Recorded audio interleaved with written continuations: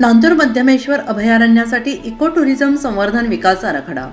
स्थानिकांना रोजगार, पर्यावरणपूरक पर्यटनाला चालना. राज्यातील पहिले रामसर क्षेत्र आणि महाराष्ट्राचे भरतपूर म्हणून ओळखल्या जाणाऱ्या नांदूर मध्यमेश्वर वन्यजीव अभयारण्याच्या शाश्वत विकासासाठी इको टुरिझम आणि संवर्धन विकास आराखडा तयार करण्यात आलेला आहे. पालकमंत्री गिरीश महाजन यांच्या सूचनेनुसार जिल्हाधिकारी आयुष प्रसाद यांच्या मार्गदर्शनाखाली या आराखड्याबाबत जिल्हाधिकारी कार्यालयात आढावा बैठक झाली. अभयारण्याचा पर्यावरणीय समतोल कायम राखत आधुनिक पर्यटन सुविधा, जैवविविधता, संवर्धन आणि वैज्ञानिक संशोधनाला चालना देणे, तसेच स्थानिक नागरिकांना, स्थानिक ग्रामस्थांना पर्यटनाच्या माध्यमातून रोजगार उपलब्ध करून देणे हा आराखड्याचा प्रमुख उद्देश आहे.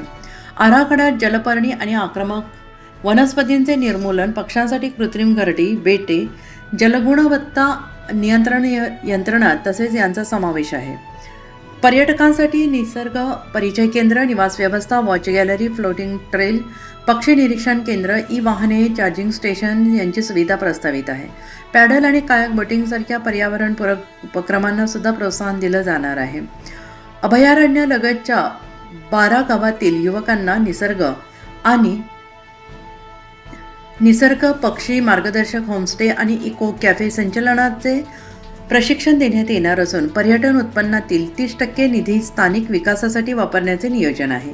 वन्यजीव संरक्षणासाठी ड्रोन, स्मार्ट ॲप आणि थर्मल कॅमेऱ्यांचा वापर करण्यात येणार आहे. तसेच BNHSच्या सहकार्याने पक्षी रिंगिंग स्टेशन आणि पक्षी संशोधन केंद्र उभारण्याचे प्रस्तावित असून 50हून अधिक शाळांमध्ये इको क्लबच्या माध्यमातून पर्यावरण जनजागृती केली जाणार आहे.